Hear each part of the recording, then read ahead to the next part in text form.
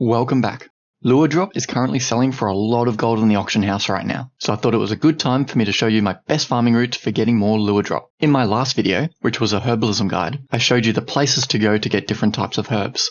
I said that Luredrop can spawn down in Ankh-Kahet, in the southeast corner of Hallowfall, and in the northern end of the Ringing Deeps. Now I've tried farming herbs in all of these places, and currently I think the best place to go to get herbs is in the northern end of the Ringing Deeps. Not by a little bit, by a long way. This seems to be huge. Now there's a few reasons that make this route so bloody good, and I will get into that in a second. But first I thought it makes most sense to just show you the route up front. So here it is. As you can see, there's this reddy orange line, which I put together to match the color of the lava. That is the route. There's also a link to download this route in the description. And if you don't know how to import the route into your game, then I'll also leave a link to one of my older Shadowland videos where I actually made a bit of a guide about how to actually import the route into your add-on. Now, there's a few reasons that this route in particular is really good. The main reason is that it's a nice short route. It means that if someone else comes and takes some of your herbs, then in no time at all, you're back at the start of the route and the herbs should be respawning. So it will actually give you an advantage over people who are farming the rest of the zone. So just fight your temptation and stay up on this route. Stick to the route, guys. Just trust the route. The whole route should take between 5 to 7 minutes to do a full loop. And that's really good because it's about the same amount of time that it takes for the herbs to respawn. So if someone else is picking your herbs, then they'll be respawning as you continue doing the loop. So just ignore the other farmers and just stick to the route. Now the thing that makes this route really good is there's a few spore-fused herbs that can spawn. So some can spawn on this part of the route and some can spawn over here on this part of the route. And I've set the route up in such a way that you're getting sort of a spread of opportunity to get those spore-fused herbs. If you've watched the video I put out, the herbalism guide, then you would know why the spore-fused herbs are so good. The reason is if you put 40 points into your profession talent tree, then whenever you pick a spore-fused herb, you can see the invisible camouflaged herbs for the next 5 minutes. Now this is huge because up here, about half of the Luredrop nodes are actually invisible. They're camouflaged. You're gonna need the buff from these spore-fused plants to be able to see them. And once you can see them, it doubles the yield that you get for Luredrops. So this is really strong. If you didn't watch my herbalism guide video and you didn't spend the talent points here, don't worry, you can still go and buy a Phial of Truesight from the auction house. This will allow you to see the invisible camouflaged herbs for quite a while and let you do a really long farming run. As I said earlier, this is the best farming route I've found for Luredrop herbs so far. If I do find something better, I'll make a new video, so make sure you subscribe so you don't miss out on that. Otherwise, good luck herbing, and I'll see you in the next one.